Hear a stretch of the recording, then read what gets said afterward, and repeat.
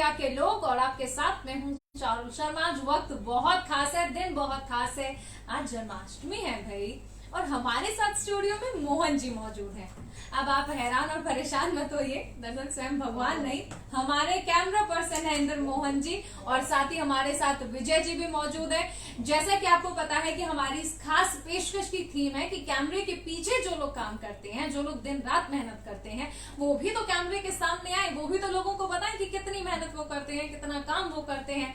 तो चलिए, अब मैं अपनी बातों से आपको बिल्कुल बोर नहीं करूंगी, जल्दी से आपको अपने खास मेहमानों से मिलवा देती हूँ। मेरे साथ पर बैठे हैं इंद्र मोहन जी, ये है विजय जी। नमस्कार। अच्छा चलिए इंद्र मोहन जी, आपसे मैं शुरुआत करूंगी क्योंकि दिन जन्माष्टमी का है और नाम आपका मोहन है। तो आप हमें कुछ अपने बारे में बताइए, कहाँ से हैं आप और कैसे आप अपने शहर से लेकर दिल्ली तक पहुंचे। मैं रहने वाला हूँ चंदौसी डिस्ट्रिक्ट, मुरादाबाद में था, संभल में है वो जी। और मैं आया था 91 में दिल्ली इंजीनियरिंग कर एक साल बाद मेरा जन्म हुआ जी। जी। सिविल से इंजीनियरिंग कर मैं आया तब, तो आया था सिंगर बनने दिल्ली में। अच्छा ना मैं इंजीनियर बन पाया, मैं बन गया कैमरामैन। अच्छा जी। अच्छा, तो संभल से आप निकले और फिर आप यहाँ तक पहुंचे। विजय जी, आप अपने बारे में कुछ बताइए भाई, आपके सफर की शुरुआत कहाँ से हुई, कौन से गांव से हैं, कौन से जिले से हैं। मैं रहने वाला हूँ बिहार से और मधुबनी डिस्ट्रिक्ट का रहने वाला हूँ। अच्छा। ठीक है, और मेरी पढ़ाई लिखाई सब मधुबनी से हुई है और मैंने ग्रेजुएशन मैंने दरभंगा से किया है।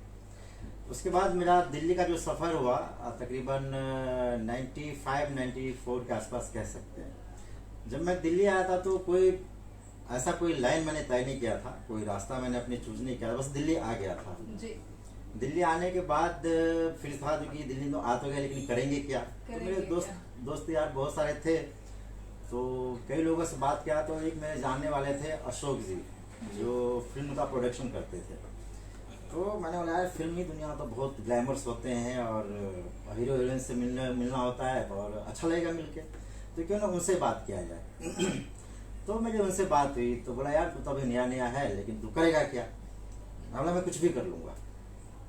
तो बोला ठीक है एक दिन, दोस्त तो जो ना करा दे वो कम है। हाँ। तो फिर मैं एक दिन बोला जो कि ठीक है शूटिंग चल रहा है तो उस दिन तो शूटिंग उस दिन फिल्म की नहीं थी, और उस दिन एक प्रोग्राम था। प्रोग्राम का नाम था गा मेरे मन गा। प्रोग्राम का नाम था गा मेरे मन गा। वो आता था, सिंगर बनना था और आप सेट पे पहुंच गए। ठीक है, तो उस दिन मैंने देखा यार काफी बोरियत हो रही है, तो फिर मैंने बोला पहला दिन मेरा ऐसे चला गया। तो फिर मैं वहां से बोला मैं जा रहा हूँ। तो एक्चुअली मैं दिल्ली में नया नया था, तो इतना मुझे आइडिया भी नहीं था मैं घर भी कैसे पहुंचूंगा। तो बोला यार तू अकेले जाएगा कैसे। तो मैं बोला मैं चला जाऊंगा। उसके बाद मैं सडनली वहां से वापस आ गया था मधुबनी। नहीं, दिल्ली रूम पे, मतलब शूट पे से मैं रूम पे दिल्ली वापस आए। और उसके बाद फिर मैं सोचता रहा आखिर मैं करूँगा क्या, तो कोई रास्ता ही नहीं था। कई दिन बाद फिर मेरे से बात हुई जो कि यार ये बताओ मुझे इस फील्ड में आना है तो कैसे आना है। तो बोला देख भाई, या तो तुझे असिस्ट करना पड़ेगा या फिर तुम्हें अपना कोर्स करके आना पड़ेगा। जी। तो मैं बोला असिस्ट करवा दो। तो फिर उन्होंने बोला जी कि असिस्ट करने के लिए बात करेंगे, उसके बाद अगर वो बंदा अगला राजी होगा तभी कर सकते हैं, अदरवाइज नहीं कर सकते हैं। तो ये काम कर सकता है तो ऑन सेट जो है बीच बीच में आता रहा कर, मिलता रहा कर। तो फिर मैं लगा रहा तकरीबन 2-2.5 महीने जो है उनके पीछे में लगा रहा, मुझे कुछ करवाओ, एंट्री करवाओ इसमें। तो उसके बाद धीरे धीरे फिर मैं जब सेट पे जाता था तो कुछ काम मुझे बता देते थे, लाइक जैसे किसी को कुछ लाना है या कुछ काम कराना है, लाइट बॉय का हेल्प कराना है।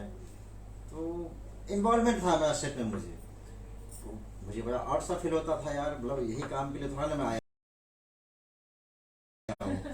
ठीक है, तो फिर मैंने उसको धीरे मैंने बोला जी कि देखिए अशोक जी ये तो काम बेकार है, ये तो मेरे तो क्या ना सोचा था मैंने, क्या ना सपने सजाए और क्या करवा रहे हो आप मुझसे। तो फिर उसने बोला जी कि यार देख डायरेक्ट तो तुम्हें ऐसे कोई लेगा नहीं, बट यह है जो कि थोड़ा सा नजरों में रहेगा तो लोगों को ये लगेगा जी कि काम समझ रहा है और धीरे धीरे तू अट्रैक्टिव होगा तो लोग रखेंगे। तो बोला ठीक है, तुम्हें बोला ऐसे कितने दिन करने पड़ेंगे। तो बोला बस 4-5 दिन और कर ले, उसके बाद मैं बोल दूंगा उनको। तो एक दिन ऐसा हुआ बस लंच ब्रेक या टी ब्रेक ऐसे था, तो ऐसे हम सब बैठे हुए थे, तो ड्यूटी था वो भी आए। फिर उनसे बात किया तो बोला बोला सर ये मेरे गांव के जानने वाले हैं और ये सर असिस्ट करना चाहते हैं आपको। तो बोला जी कि क्या जानते हो कैमरे के बारे में? तो मैं तो कुछ जानता ही नहीं था। बोला सर अभी तो मैं कुछ नहीं जानता, मैं तो फ्रेशर हूँ। तो बोला देख बेटा पहले जो है कैमरे के बारे में सीखो, उसके बाद DOP का असिस्ट करो। तो मैं बोला सर ये कहाँ से सीखने को मिलेगा? तो इन्होंने बोला जी कि जहाँ से कैमरा वगैरह हायरिंग पे लेते हैं उनके पास कुछ दिन जॉब करो और उसके बाद सीखने के बाद जो है फिर आप किसी DOP के साथ अटैच हो सकते हो। तो मैं बोला ठीक है। तो वहाँ पे मेरी वो चैप्टर क्लोज हो गया था। उसके बाद तकरीबन अशोक, क्योंकि तुम्हें जानने वाला था, वही एक बंदा था जो इस इंडस्ट्री में मैं जानता था उसको। मैं बोला भाई साहब कहीं तो ये एंट्री करवाओ मेरी, जो कहाँ है कैमरा वाला नहीं है वो, उसके मेरे पास कहीं बात कराओ। तो होते होते होते होते जो है VTV नेटवर्क करके था एक, वहाँ पे मेरी बात हुई। अच्छा। तो वहाँ पे मेरी एंट्री हुई एज ए कैमरा असिस्टेंट के तौर पे। तकरीबन मैंने 1 साल वहाँ पे मैंने काम किया उस VTV नेटवर्क में। फिर उसी कंपनी ने मुझे प्रमोट किया, काम करते करते उसके बाद प्रमोट किया। तो मतलब कैमरा अटेंडेंट से असिस्टेंट कैमरामैन उसने मुझे बना दिए उसी कंपनी में। और उसके बाद जो है फिर तकरीबन 1 साल फिर बीत गया, 2 साल वहीं पे निकल गए।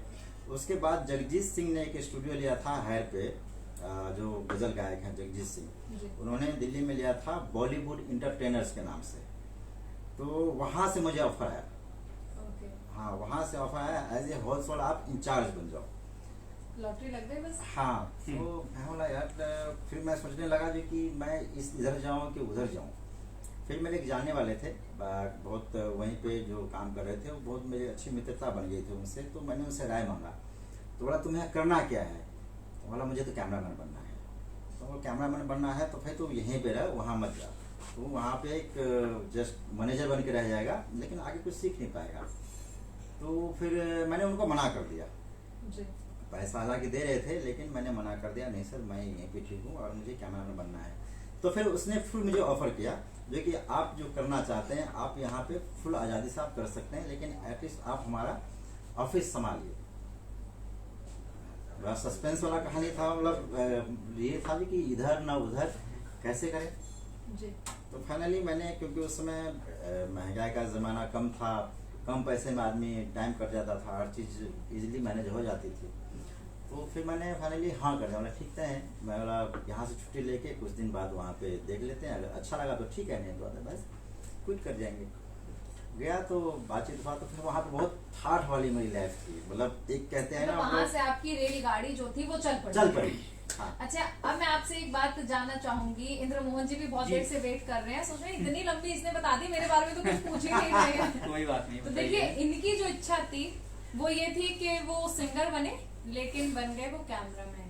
हमारे जितने फ्रेम्स होते हैं, जितना भी आपको कैमरामैन, जिस तरह से आप देखते होंगे एंकर्स अच्छे फ्रेम में आती हैं, तो वो पूरा क्रेडिट इन लोगों को जाता है। अब क्योंकि आपका एक सपना तो पूरा नहीं हुआ सिंगर बनने का, लेकिन क्योंकि हम न्यूज इंडिया के लोग हैं और हम वो काम कर रहे हैं जो अब से पहले नहीं हुआ, क्योंकि मीडिया इंडस्ट्री में भी कभी ऐसा कोई सीरीज नहीं बनी, कोई ऐसा प्रोग्राम बना ही नहीं कि कैमरे के पीछे काम करने वाले लोग कैमरे पर आकर अपनी बात रख रहे हैं। पहले से 1 वर्ड में बताइए, अब से पहले दोनों में से कोई कैमरे पर आया? कभी नहीं आए हम लोग। नहीं आए ना।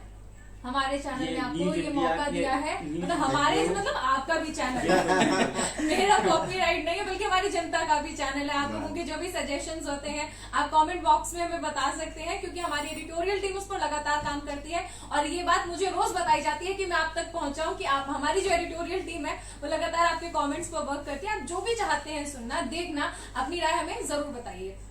अब मैं वापस आपके पास आती हूँ। जन्माष्टमी का मौका है और मुझे मेरे कलीग्स ने न्यूज रूम में जाऊंगी तो उन्हें जवाब देना पड़ेगा अगर आपने ऐसा कुछ नहीं किया। तो आप सिंगर बनने आए थे उस वक्त, मतलब उस तौर पे तो आप नहीं आ पाए, लेकिन यहाँ जरूर हमारे जो लोग आपको देख रहे हैं उनके लिए आपको 2 लाइन तो जरूर गुनगुनानी पड़ेंगी। अब देखिए मैंने बहुत सालों से गाया नहीं है, फिर भी आप कह रही हो तो मैं तो बनना ही था ना, मौका तो चाहिए था। आज मौका भी और दस्तूर भी शुरू हो जाएगी। पुजारी हूँ तो उन्हीं के ऊपर एक सुनाता हूँ। मेरे बाके बिहारी लाल तुम इतना ना करियो सिंगार, नजर तो है लग जाएगी, नजर तो है लग जाएगी। बस हाँ बस कितना दिल पे लिया ना। मैंने आपसे कहा था 2 लाइन गाने, तो आपने 2 ही लाइन गाई। दो ही लाइनें गाई हैं बस। आप समझ गए ना, जितना कहोगे उतना ही काम है इंद्रमोहन जी के साथ। अच्छा, इन्होंने तो हमें बताया कि किस तरह इनकी जो ये रेलगाड़ी थी वो चली। अच्छा, इन्होंने बताया कि ये काम कुछ करना चाहते थे, धीरे धीरे धीरे धीरे वो घुसे। हम दिल्ली में है, राजधानी दिल्ली में, नोएडा में, यहाँ पे जहाँ पे भी मेट्रोपॉलिटन सिटीज हैं, जहाँ पे मेट्रो चलती है, वहाँ पर एक कहावत है, कोई ऐसा स्टेशन है जहाँ पर भीड़ बहुत ज्यादा है, तो वहां पे आपको बस लाइन में खड़ा होना है, भीड़ खुद धक्का दे देगी और आप आगे पहुंच जाएंगे। ऐसा ही मौका आपके टैलेंट को मिलता है, आप जाकर खड़े हो जाइए, अगर टैलेंट होगा तो आपको मौका भी जरूर जी, मिल बिल्कुल, जाएगा। बिल्कुल। आपको ये मौका कैसे मिला?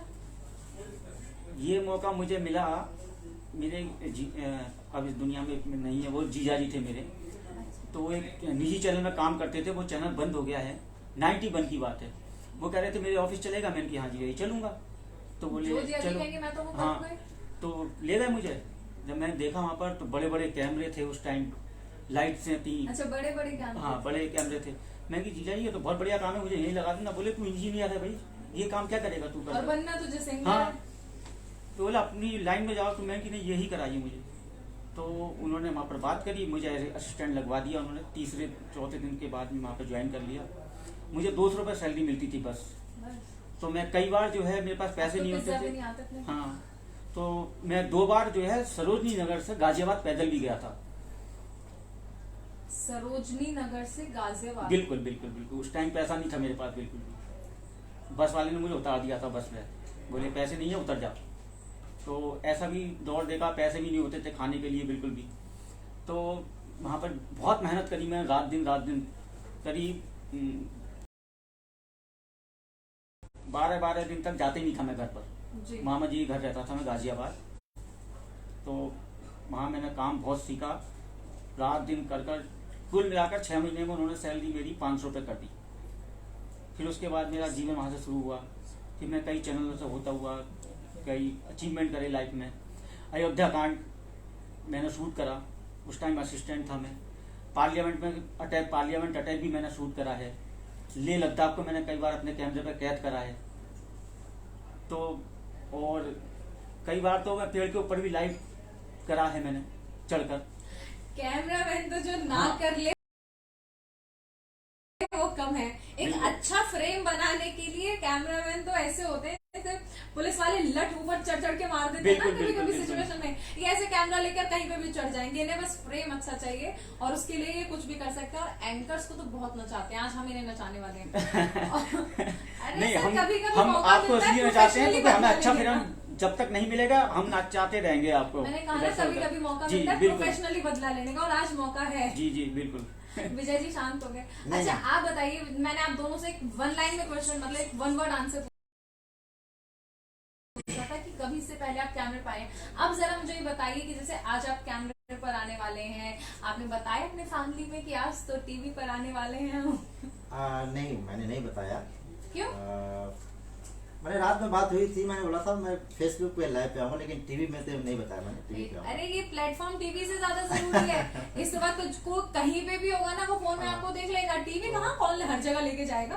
तो मैंने बताया था घर पे, देखिए मैं FB पे लाइव आऊंगा 1 बजे के टाइम में मैंने बता दिया था। आज तो पूरा मधुबनी इकट्ठा हो गया है इनके घर के नहीं, ऐसा नहीं है। पूरा मधुबनी इकट्ठा, मधुबनी से मेरा घर थोड़ा सा दूर है। अच्छा, हालांकि विलेज ही पड़ता है। उसके बारे में नहीं बताया आपने? ज्यादा रहना होना सब मेरे मधुबनी में हुआ, तो उधर का कोई। देखिए, अपने गांव की पहचान कभी नहीं छोड़नी चाहिए। हाँ, मुझे मैं चाहूंगी कि आप दर्शकों को अपने गांव के बारे में भी बताएं। मेरे गांव आपका जन्म वहां पर हुआ है और इससे बड़ी चीज कोई नहीं हो सकती। मेरे गांव का नाम है नभत कमलावाड़ी। देखिए, हमने तो कभी सुना भी नहीं था। लेकिन वो लोग जो सुन रहे होंगे आपके गांव के, वो कितने खुश हो रहे होंगे। मेरा गांव का नाम है जरगवा, उसे भी किसी ने नहीं सुना। पर जब मेरा प्रोग्राम चला तो आप यकीन मानिए कि मेरे गांव के लोग ट्विटर पे, मुझे ये भी नहीं पता था, उन्होंने मुझे ट्वीट करके बताया कि हमने पहली बार अपने गांव का नाम जो है वो नेशनल लेवल पे सुना है। तो इसलिए अपने गांव की पहचान तो आपको जरूर बतानी चाहिए। और कुछ बताइए अपने गांव के बारे में।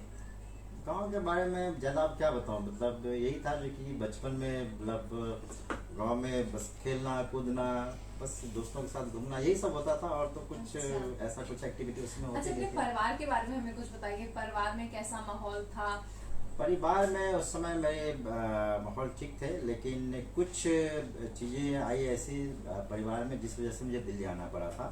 क्योंकि परिवार में, हालांकि जब हम सब छोटे छोटे थे उस समय तो कोई ठीक था, लेकिन जैसे जैसे हम सब बड़े हुए उसके बाद परिवार में थोड़ा सा पैसों का या कह सकते हैं आर्थिक स्थिति थोड़ी सी, क्योंकि मेरे परिवार बड़े थे, घर में परिवार के लोग ज़्यादा थे, तो इस वजह से धीरे धीरे थोड़ा सा वो आने लगा। इस वजह से थोड़ा सा प्रेशर आने लगा घर से भी, देखिए आप सब आप बड़े हो गए हो, कुछ अपना देखो, कुछ घर की सपोर्ट करो, तो इस वजह से हमने दिल्ली का रुख किया। अच्छा, इस मामले में लड़कियां बहुत लकी होती हैं, उनसे कभी ऐसे नहीं कहा जाता कि अब आप बड़े हो गए हो। हाँ, उस समय में तो नहीं था, लेकिन आज के डेट में तो लड़कियां खुद भी चाहती है। अब तो हम खुद हैं, हम अपने खुद, मतलब मुझे लगता है कि मैं ही नहीं बल्कि हर लड़की अब ये चाहती है कि वो अपनी एक पहचान जो है उसे बना सके, ताकि जो पेरेंट्स हैं हमारे, उन्हें भी ये मौका मिले कि सीना चौड़ा करके कहें भैया मेरी बेटी टीवी पे आती है, मेरी बेटी पुलिस में, मेरी बेटी नासा में, मतलब किसी भी अब तो गवर्नमेंट बोलती है बेटी पढ़ाओ बेटी बचाओ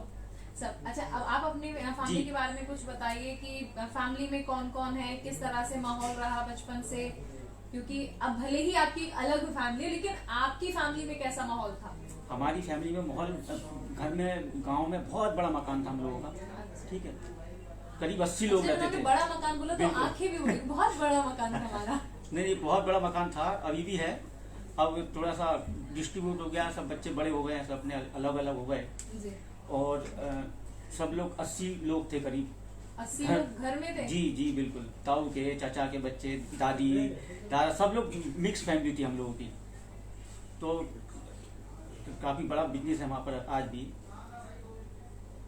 डॉक्टर भी हैं घर के अंदर, इंजीनियर भी हैं, काफी लोग हैं, अभी भी बिजनेस है काफी चंदोसी में। और मैं जहाँ का रहने वाला हूँ वहाँ का मेंथल ऑयल, मेंथल चंदोसी का पूरे वर्ल्ड के अंदर फेमस है, सप्लाई होता है, पूरा निर्यात होता है वहाँ पर, एक्सपोर्ट करते हैं। आपसे मंगा के मुझे लगता है मुझे भी ये करना पड़ेगा। नहीं बिल्कुल, सब लोग करते हैं, वही काम वहाँ पर बहुत ज्यादा होता है, और हमारे, तो हम भी कर लेंगे ना, आप हमसे कमीशन थोड़ी ना लेंगे। नहीं बिल्कुल। अच्छा, आप पत्रकारिता के बारे में जिस तरह जिक्र कर रहे थे कि काफी स्ट्रगल, मतलब सरोजनी नगर से अगर कोई गाजियाबाद पैदल जा रहा है तो बहुत ज्यादा स्ट्रगल हो जाता है। बिल्कुल। फिर ये रेलगाड़ी जो थी ये पटरी पर कैसे आई? पटरी पर तो 6 महीने के काम करने के बाद ही आ गई थी जेंट। अच्छा। हाँ, अब वो बंद हो गया जेंट कि जो हाँ। टैलेंट होता है वो बिल्कुल। खुद ही दिख जाता है। मैं वहाँ पर 6 साल रहा उस कंपनी में, 96 तक। तो मेरी अपना ग्रोथ होती चली गई, सैलरी बढ़ती चली गई। एक साल बाद, 1.5 साल बाद मेरा अच्छा हो गया, सब स्टेबल हो गया था मैं दिल्ली के अंदर। काफी मेहनत करनी पड़ी, अगर जीवन में किसी को आगे बढ़ना है तो मेहनत तो जरूर करनी पड़ेगी, उसके बगैर कुछ नहीं होगा। और आप विजय जी? भैया फिर वहाँ से जब, अच्छा, विजय जी के साथ एक चीज है, जब ऐसे बैठते हैं जैसे नाम आता है, हाँ अच्छा, तो मेरे साथ ऐसे हुआ था। मतलब बस मौके में बस मुझे यहाँ पे डालना है कि भैया ये सवाल है, बस मैं एकदम आगे जाता है। मेरे साथ तो उसके बाद जब काम की बात आती है तो जो मैंने लास्ट में सेंटेंस खत्म किया था वहीं से स्टार्ट करता हूँ। अच्छा, मतलब आप इंतजार में थे कि मुझे यहीं से शुरू करना है, तुमने सवाल कैसे ले लिया बीच में? नहीं, कंटिन्यूटी होना चाहिए ना। बिल्कुल। और कैमरामैन तो कंटिन्यूटी को लेकर इतने हैं कि बहुत बार एक ही एंकर को 2 दिन, 4 दिन, 5 दिन एक ही ड्रेस में बुला लेंगे, किसी कंटिन्यूटी ब्रेक। कैमरामैन में क्या होता है बताओ आप, कई बार तो आप जहाज में चल रहे होते हो, कई बार आप पानी में चल रहे होते हो, और कई बार आपको नाले में भी खड़ा होना पड़ता है। तो कैमरामैन का काम बहुत टिपिकल है, आपको आग के अंदर भी जाना पड़ेगा, आपको हेलीकॉप्टर से लटक कर भी शॉट लेना पड़ेगा, आपको सब कुछ करना पड़ता है। कैमरामैन का शॉट्स बता रहे हो ना, मैं इमेजिन कर रही हूँ हेलीकॉप्टर से लटकते हुए कैसा? बिल्कुल मैंने लिए हैं शॉट लद्दाख में। अच्छा, बिल्कुल लिए हैं मैंने शॉट। ऐसे काम के बारे में बताइए ना, ये वाली चीजें कि मतलब मैं इमेजिन करने लगी क्या लद्दाख में और फिर हेलीकॉप्टर से। अब देखिए, जैसा पार्लियामेंट का अटैक हुआ था, मैं अंदर था, वहाँ पर शूट कर रहा था, तो 4-10 गोलियां बरस रही थी। आपको पहले से पता था पार्लियामेंट अटैक होने? बिल्कुल नहीं पता था, हम लोग तो बैठकर कचौड़ी खा रहे थे बैठकर, सब लोग कैमरा पर्सन कचौड़ी खा रहे थे। 11:40 का वक्त था। अच्छा, ऐसी सिचुएशन, ये बहुत अच्छा सवाल है कि ऐसी सिचुएशन जब अचानक होती है तो क्या, क्योंकि जनरली कहीं पे भी ऐसा अटैक हो जाए तो हम लोग क्या, मतलब हम इन द सेंस पत्रकार नहीं, एक जनरल चीज जो होती है जनता भागने लगती है, और जनता इधर भाग रही होती है और हमें उधर भागना होता है। यही पे बात खराब हो जाती है, यही भगदड़ हो जाती है। क्योंकि देखिए उस टाइम भी बहुत मारा मारी थी वहाँ पार्लियामेंट में, लोग इधर उधर भाग रहे थे, हम तो एक पेड़ के पीछे छुप गए थे बस। हम 15-16 कैमरा मैन पेड़ के पीछे ही छुपे हुए थे, एक के ऊपर एक, मतलब अब वो सबने रोल कर दिया था कैमरा, ठीक है। और तो ऐसे बाहर उठने लगे, अयोध्या कांड में भी ऐसे ही हुआ था। अयोध्या कांड मेरे सामने हो रहा था, मैं ट्राइपॉड, उस टाइम कैमरे का स्टैंड बहुत भारी होता था, 20 किलो का। बिल्कुल बिल्कुल बिल्कुल। तो वो ट्राइपॉड लेकर 20 से 25 किलोमीटर, मैं और मेरा कैमरामैन उस टाइम वर्मा जी हैं, विनोद वर्मा कैमरा मैन का नाम है, अभी भी है, वो किसी न्यूज चैनल में है। तो हम बहुत दूर तक 25 किलोमीटर हम भागे हैं, नहीं तो हम अगर रुकते तो हमें भी मार दिया जाता वहां पर। बहुत बुरी स्थिति थी वहां पर उस टाइम। यकीनन। हाँ, मुझे लगता है कि इसके जरिए जो हमारे दर्शक हैं वो ये देख पा रहे होंगे कि कितना स्ट्रगल होता है एक कैमरामैन की लाइफ में भी। विजय जी, एक ऐसा कोई इंसिडेंट क्या अभी आपके साथ, पीछे से खत्म करने का आ गया है मेरे पास निर्देश, लेकिन उससे पहले सवाल जा चुका है तो जवाब मैं जरूर लूंगी। विजय जी, आपने भी कभी ऐसा कुछ फेस किया, जैसे सर ने बताया, मुझे लगता है कि वास्तव में स्ट्रगल तो यही होता है। फेस मैंने JNK में कश्मीर में किया था। कश्मीर में एक शूट पे था, तो जामा मस्जिद है वहाँ पे लाल बाजार में, उसमें मैं एज ए कैमरामैन गया था, तो वहाँ पे हमारा कैमरा छिना गया था। अच्छा। हाँ, तो एक्चुअली हम सब गए थे नवाज शूट करने के लिए, उन सब का जुमा का दिन होता है, वो सुबह का स्टोरी था, तो वो सब हम कवर करने गए थे।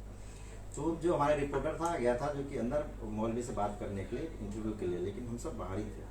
तो उसके बाद 2-3 बंदे आए और गन लगाए, जहाँ पे कभी देखे भी नहीं थे, और गन लगाए और सीधे कैमरा छीन के लेके चले गए। उसके बाद ये सबसे बड़ा एक्सीडेंट था हमारे लिए, क्योंकि हमने कभी गन देखा नहीं था, और सीधे हमने अपने ये कैमरामैनों के संग ऐसा होता है। मुझे देखा, भी एक बार बंद कराया पूरा दिन, बड़ा, मुझे पूरे दिन बंद करके रखा था उन्होंने। तो ये बात आप कब बताने वाले थे न्यूज रूम में जाके? मैं कई बार हम लोगों ने इतना काम करा है ना कि हम लोगों को ध्यान ही नहीं रहा रहता है। हम और आप तो कुर्सी पर बैठ के चाय पे चर्चा कर लेंगे, लेकिन जनता को पता चलना चाहिए कि कितनी मुश्किल होती है, कितनी मेहनत से आपको काम करते हैं। और यही हमारा हम सब लोग काम करके भूलते चले जाते हैं, हम काम करके भूलते चले जाते हैं, ध्यान नहीं रहता कई बार क्या क्या हम लोग बता रहा हूँ। मोस्टली जब हम लर्निंग पीरियड में थे, जब सीख रहे थे, तो जो सीनियर्स होते थे ना, उस समय वो टच नहीं करने देते थे कैमरे को, और एक टोंट मारते थे। सिर्फ कैमरा को चला लेना ही सिर्फ कैमरामैन नहीं बन जाना होता। हाँ, बस ऑन ऑफ का बटन दबाना। हाँ, कैमरामैन तो कैमरामैन जो है थप्पड़ मारना चाहिए, आपको लाइटिंग का सेंस होना चाहिए, इतना लाइटिंग परफेक्ट होना चाहिए, तब आप कैमरामैन कहलाते हैं। अदरवाइज आप कैमरा ऑपरेटर है। तो अगर आपको लाइटिंग सब कुछ आ गया तो मुझे इशारा मिल रहा है पीछे से कि खत्म कर दो, लेकिन मैं खत्म नहीं करूंगी। लास्ट में एक ये सर ने जो बताया बहुत इंपॉर्टेंट है, मैं इसके लिए बाद में डांट खाने को तैयार हूँ। सर, ये क्या इंसिडेंट था जो आपने बताया कि गोली लगा दी जाती है, बंदूक लगा देते हैं और पूरे दिन आपको कमरे में बंद कर दिया? हम शूट करने गए थे, यहीं गाजियाबाद के पास एक गांव है, और गवर्नमेंट ने इलीगल तरीके से बंद कर रखा था, बहुत ज्यादा इलीगल काम हो रहा था। गवर्नमेंट ने मना करा हुआ था उन लोगों से काम करने के लिए, मगर हमने करा वो, मगर शूट तो हमने कर लिया। उसके बाद कुछ लोग गांव के आ गए, मुझे पकड़ लिया, मेरे रिपोर्टर्स को पकड़ लिया। वो आजकल रिपोर्टर एंकर है, अपना दूरदर्शन में है इस टाइम, वो चंद्रशेखर नाम है उसका, और वो तो भाग गया था, मगर मुझे पकड़ कर रखा उन्होंने। अच्छा। हाँ, मैं पूरा दिन बंद रहा, उन्होंने मुझे मारा भी, पीटा भी, और कह रहे थे बोले हमें कैमरा दिखाइए, हमें दिखाइए क्या शूट कराया आप लोगों ने। अच्छा। तो मैंने तो वो टेप छुपा दी थी और दूसरी टेप डाल दी थी मैंने, बिल्कुल। काम के मामले में कोई कॉम्प्रोमाइज नहीं, अब क्योंकि डांट खा लिया, पिट लिए हैं, क्योंकि मैंने जैम में भी नहीं रखी, मैं जैम में भी नहीं रखी, अगर पॉकेट में रखता तो मेरे झाड़ा ले लिया था उन्होंने। मैंने उन्हीं के खेत में वो टेप डाल दी थी, झाड़ा ले लिया था, क्या होता है, उन्हीं चेकिंग कर लिया था, वो टेप निकाल कर मैं उन्हीं के खेत में डाल दी थी। और फिर मैं नेक्स्ट डे आया, फिर उस टेप को ले गया उठाकर मार। इससे मुझे कहानी भी याद आई कि दो लोग एक साथ रहते हैं, अजनबी होते हैं, तो जो एक व्यापारी होता है वो दूसरे वाले के बैग में अपना सामान छुपा देता है, वो हर जगह ढूंढता है लेकिन वो वही नहीं ढूंढता है। चलिए, तो मुझे लगता है कि तजुर्बे जो होते हैं बहुत सारे होते हैं, एहसास कुछ खट्टे भी होते हैं और कुछ मीठे भी होते हैं, और ऐसे ही कुछ अनछुए अनसुने एहसास जो थे, अनसुनी बातें जो थी इन दोनों की, यानी जो हमारे कैमरामैन हैं उनकी जिंदगी की, इंद्रमोहन जी की और विजय जी की, वो हम आपके सामने लाए हैं। और मेरे साथ इस खास पेशकश में इतना ही। आप लगातार बने रहिए हमारे साथ, और देश और दुनिया से जुड़ी तमाम खबरों के लिए आप लॉग इन कर सकते हैं हमारी वेबसाइट newsindia24x7.com पर।